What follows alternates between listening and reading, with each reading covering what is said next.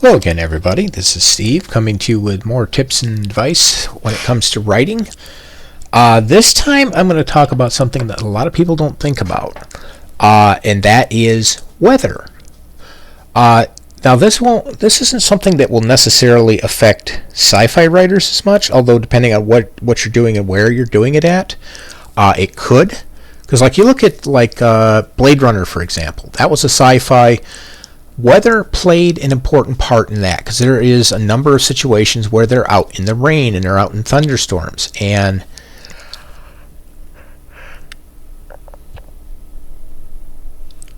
the weather is playing an important part in the entire story, even though it doesn't look like it, because it could be hot and muggy, it could be cold and dry, you could have snow, you could have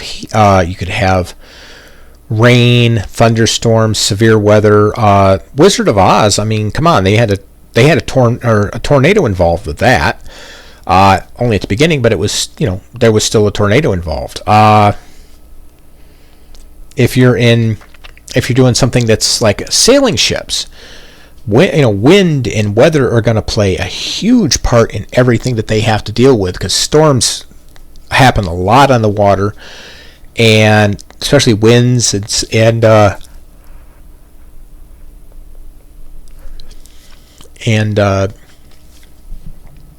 especially like hurricanes and things like that. Because without wind, that ship, if it's a sailing ship, that ship ain't going nowhere.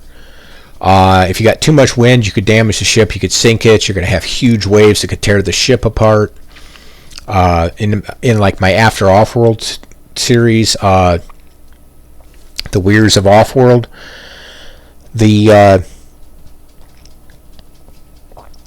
a scene in there where you encounter a ship that's caught in the middle of a really severe sea storm.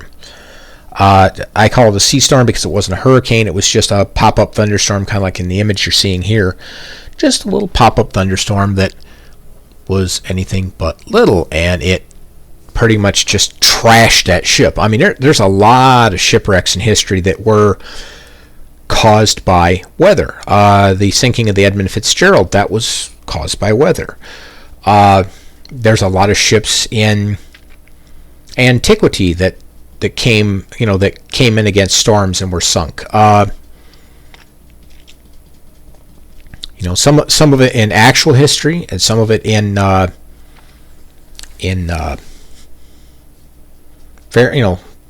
historical tales. You look at mythology. There's a big, there's a lot of stories where storms play a big part. For those stories, it was like it was the fury of the gods, and Zeus was throwing lightning at naughty people and stuff like that. Then you get into actual history, and you read about sailors that went through horrible storms and they were shipwrecked and stuff like that. And like I say, it plays a big part. There's been thunderstorms even recently that have sparked fires. And those fires burn down forests, they burn down towns. Like recently up here in Lansing, we had a severe storm come through, knocked out power across probably 80% of the city, tore up trees. I mean, it just made this big just took this big swath right out of the state and just did a butt ton of damage.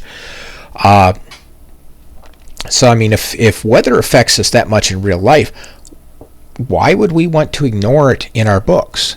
Why would we want to ignore it in our stories? I mean, it doesn't have to be a centerpiece unless that is what the core of the story is about. It's like maybe some evil villain with a weather control device and he's terrorizing the world, unless it's something like that. Weather is going to have, play an important part. You could have, like, if it's a fantasy battle and you've got two armies coming up against each other, it could be cold and snowy and everyone's freezing to death, but they're having to fight because they got forced out of their castles and they have no choice but to fight. Or like with Napoleon, he probably would have won Waterloo if it wasn't for the fact that it rained that day, and because of that his armies couldn't maneuver, and therefore they lost that fight. So, weather is going to play an important part in your stories. What you do with that weather, though, is up to you. As far as how much you need to know on this, most people are going to be layman at best, so you don't have to get into all of the details and specifics like, voltages and newtons and wind force, wind shear, cold front, warm front, wind shift lines, low pressures, high pressures, all that kind of stuff. You don't have to worry about that. You can bring some of that in if it's applicable to the story, but if, you might have a situation where you got one of your characters is like, hey Ma, we got a tornado coming, and you got a severe thunderstorm in the story, and you got this Dorothy, this Wizard of Oz twister going, just basically being a gigantic atmospheric Hoover and just sucking up all the neighboring farms, and oh no, get in the basement quick, something like that.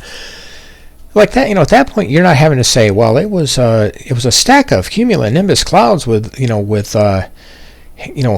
high tops that were cut with wind shear. You don't have to get into all that technical stuff. You can just say it's a thunderstorm with heavy lightning and high winds, and there's a tornado coming. So, like I say, you don't have to get highly technical. Now, that doesn't mean you can't, but if you do, it needs to be applicable to the story, which is one of the big things. I don't know if I've covered this. I probably have, at least in small part, and that's the idea of don't info dump on the reader. You can info dump on yourself. You can have pages and 3-ring binders and stuff stacked full of information on a particular topic, like weather. And when it gets to the actual story, you might take like a page or two out of that worth of information out of that 3-ring binder. Like you might describe the lightning like you see here, the clouds, the coloration, the rain, the wind. This poor sap's got the ground on fire behind him. Just a whole bunch of information, maybe like the sun's shining through, it's sparkling off the ice crystals in the upper layers and stuff like that. You can use some of that information for your descriptions, but, don't go in and just straight up info dump. Another thing too is, don't be afraid to use variety in your weather. Like you can have... Now here's the part that's hilarious. Hail is actually... everybody knows hail is frozen water, but when you think about it in the summer, if a storm cloud gets high enough, the water in it will freeze. And if if the winds are going in such a way that it takes that frozen water and drives it down, it will come into warmer water. It'll pick up water, and the smaller pieces will start clicking together, and it'll go back up to the top. It'll freeze, and it'll come down. It'll pick up some more and go back up and freeze. And it'll keep doing that until the wind isn't strong enough to hold the hail up anymore. When that happens, then it starts hailing. Downdrafts are kind of the same idea. If the upflow of warm air isn't powerful enough to hold back all of the cold air at the top, you're going to get powerful straight line winds. You're going to get a huge downdraft. I'm a weather nerd. I can't think of what this is called. It's microburst. If it get like this microburst and sometimes it's triggered by rain, that the rain gets too heavy for the cloud to hold it anymore, and suddenly you got this big column of rain just goes, and in the process it drags a bunch of cold air with it. Now you get all the weight of that cold air and that rain, and it just comes down. And I'll tell you this much, microburst is about as bad as a tornado. You do not want to be underneath one of these when they come down, because these things can literally flatten your house. It's like somebody taking the hand and just going squish.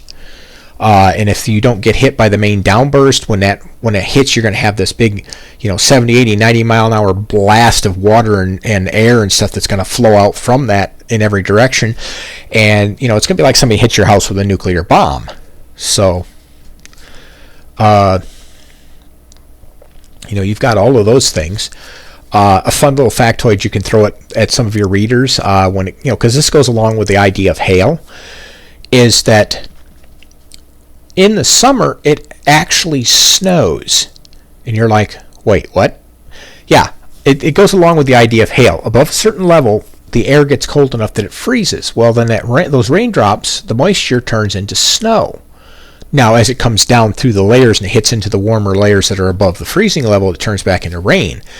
And like I said before, if it cycles around, you get hail. But yeah, it snows in the summer, but it's only certain thunderstorms, and it has to get high. The cloud tops have to get high enough for that to happen. Now, snow is a form of weather. Snow can play a lot of different roles. It's a very, it's kind of an enemy or an adversarial force without being one, because you're fighting the elements, and the elements can be your enemy. You're not fighting some other dude with a big axe or sword or something like that. You're fighting the elements. So the storms can be the villain. You can have too much rain, too much wind, too much snow. And here's something else to think about. Bad weather is not the only thing that you have for weather. Weather happens all the time, regardless if you have storms or not. You can have a sunny day, temperatures are nice, the wind's gentle, everything is just awesome. And it can be bitter, cold, and breezy. It can be bitter, cold, and stagnant. You could have too much water underground causing flooding. You could have snow that you got to snowshoe through, or it's maybe something where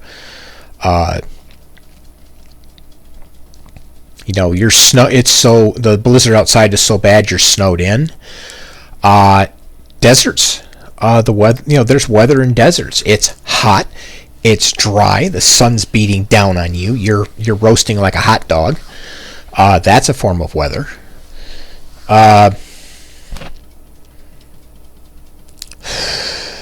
Trying to think of some other examples, because like I said, it doesn't have to be dark and stormy for it to be weather. You can have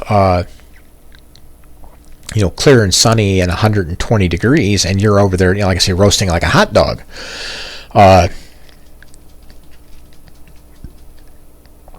What's one of the other things I can think of here?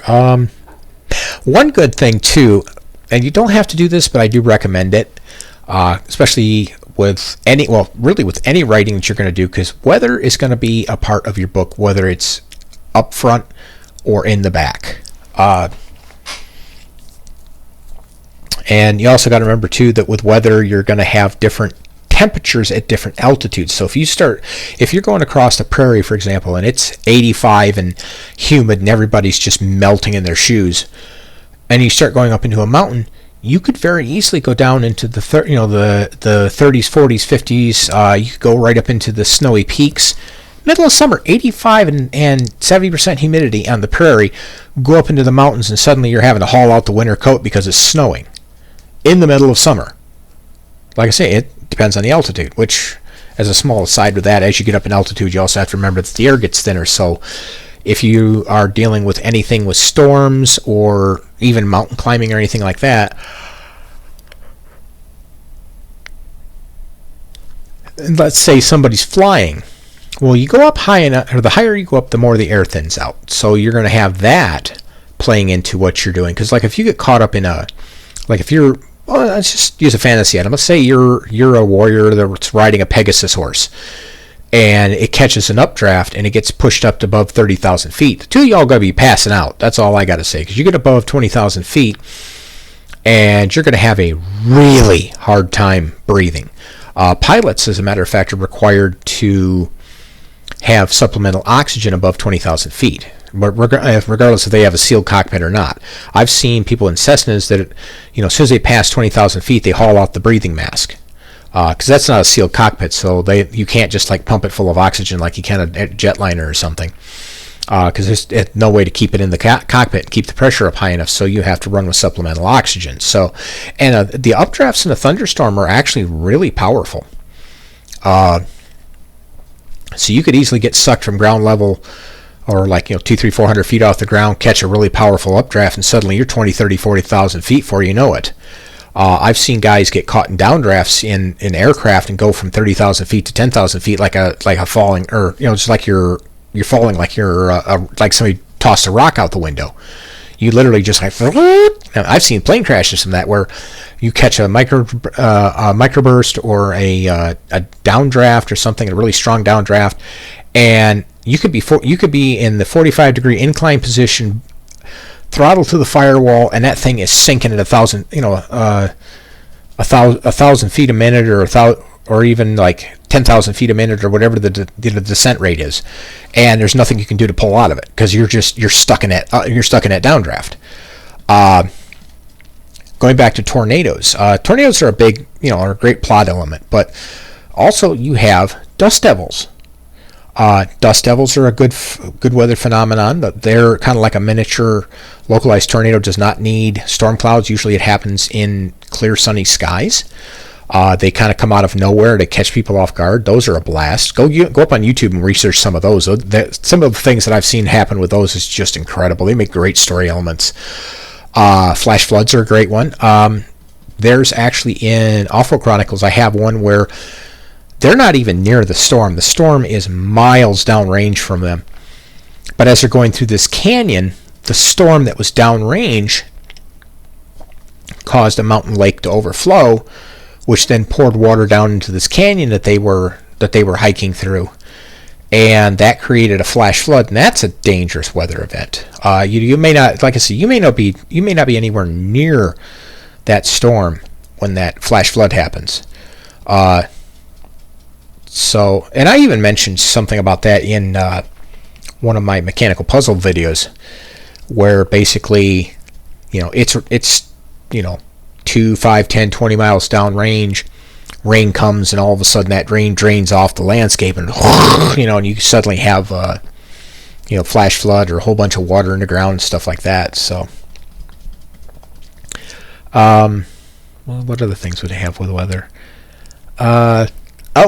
Weather drives crop production. Sufficient rain, you have good crops. Insufficient rain, you have bad crops. Bad weather, you lose your crops. And like I mentioned in a previous video, food runs society.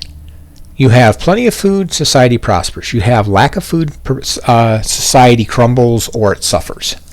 Empires rise and fall on their crops and their food production. So, weather drives mythology. That's another one too. I'm going to cover mythology in a different video, but weather drives mythology, because I did mention it before, that in some of the ancient cultures, they thought that the lightning was like Zeus throwing lightning bolts, and the clouds were the gods were all ticked off, and oh no, what are we going to do? And Zeus is mad at us. So that drove society, which that can then drive your story. There's in fantasy novels, there's weather magic. In technology, there's weather manipulation systems. Star Trek mentioned them on a couple of occasions. I've seen it mentioned in other sci-fis where they have weather modification. There's even weather modification in our modern world. There's a ton of different ways to control the weather. It's something that's kept under wraps because it's used as a military tech more than anything, although it is used sometimes in areas where there's either too much rain or not enough rain, and they try to balance it out to where they have just the right amount of rain. But yeah, you have weather control tech that can, that still deals with the weather, or weather control tech or weather magic, either one.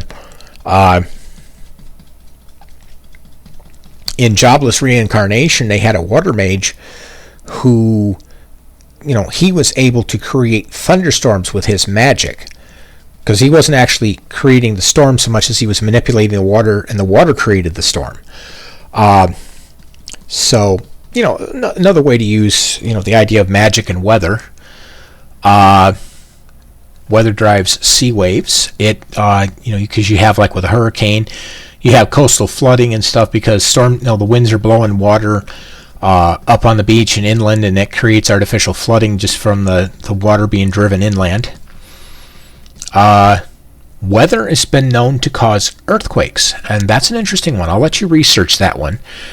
But the short summary of it is, if an area has not gotten a lot of rain, the weather, and like in a big thunderstorm comes through, or like California recently had the remnants of a hurricane. I think it was Hurricane Hillary that came through and just flat out drowned that. I mean, even Death Valley was having problems with flooding, which is ironic because you never hear of flooding in Death Valley.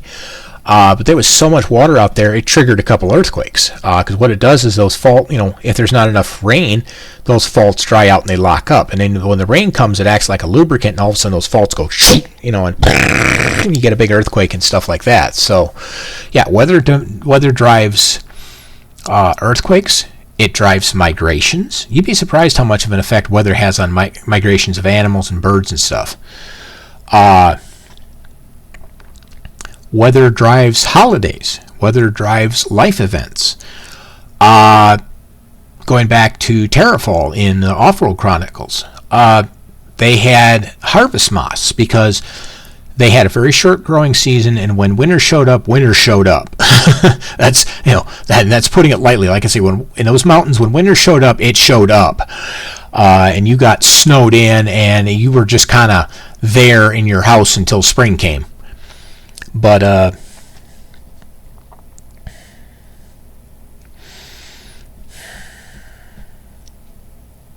trying to think if there's anything else I want to cover, but I'm trying to just give you ideas and understanding that weather isn't just weather in a story. Weather drives a lot of things, a surprising number of things. And if you take some time and you look around you, watch the weather report, watch the weather itself, watch how the weather drives the behavior of people.